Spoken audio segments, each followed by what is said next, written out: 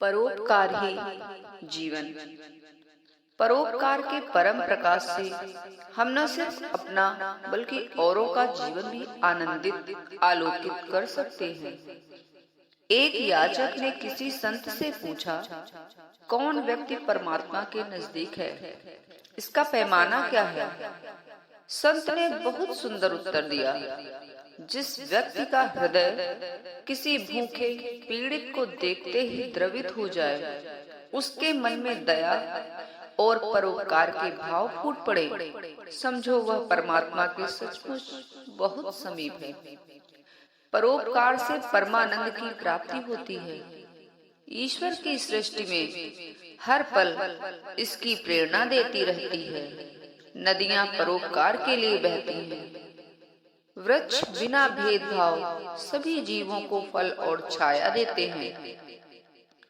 सूर्य के आलोक से सारा जगत आलोकित है। चंद्रमा सब पर शीतलता की वर्षा करता है। समुद्र से वर्षा होती है और वर्षा से वनस्पतियों का जीवन मिलता है।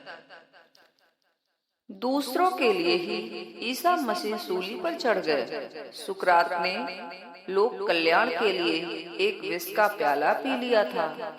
गुरु नानक देव ने व्यापार के लिए प्राप्त संपत्ति से साधु संतों को भोजन कराकर परोपकार का सच्चा सौदा किया। राजा रतिदेव ने 40 दिन तक भूखे रहने के बाद जब भोजन मिला तो उन्होंने वह भोजन भी शरण में आए भूखे अतिथि को दे दिया। दधीचि ने देवताओं की रक्षा और समाज कल्याण के लिए अपनी अस्थियां तक दे डाली। कर्ण ने अपना कवच कुंडल याचक बने इंद्र को दे दिया था। गोस्वामी तुलसीदास जी ने परोपकार की भूरी भूरी प्रशंसा की है। उन्होंने लिखा है, परहित सरिस धर्म नहीं भाई, पर पीड़ा सम नहीं अधमाई। अर्थात परोपकार के समान कोई धर्म नहीं और दूसरों को पीड़ा देने जैसा कोई पाप नहीं। राजा भर्तहरि ने नीति शतक में लिखा है कि सूर्य कमल को स्वयं खिलाता है, चंद्रमा कुमुदिनी को स्वयं विकसित करता है, बादल स्वयं बरसता है। उसी प्रकार महान आत्माएं दूसरों का उपकार स्वाभाविक रूप से करती हैं, क्योंकि एक दिन न यह धन रहेगा, न ही यह यौवन बचेगा, सब कुछ पीछे छूट जाएगा, सिर्फ यश रह जाएगा। यश तभी तक संभव है जब हम गैरों के काम आए। दूसरी ओर स्वार्थ की भत्सना करते हुए कबीरदास जी कहते हैं, स्वार्थ सूखी लाकड़ी छाह बिहुना सूल, पीपल परमार्थ भजो सुख सागर का मूल।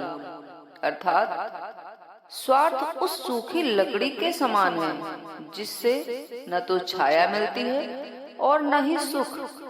एक तरह से वह कांटे की तरह है।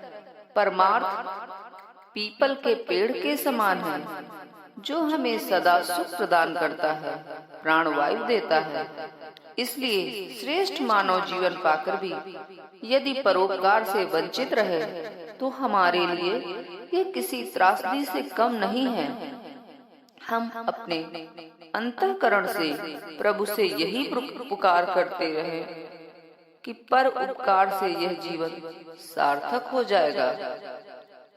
और इसका सार यही है, परोपकार ही जीवन है। धन्यवाद।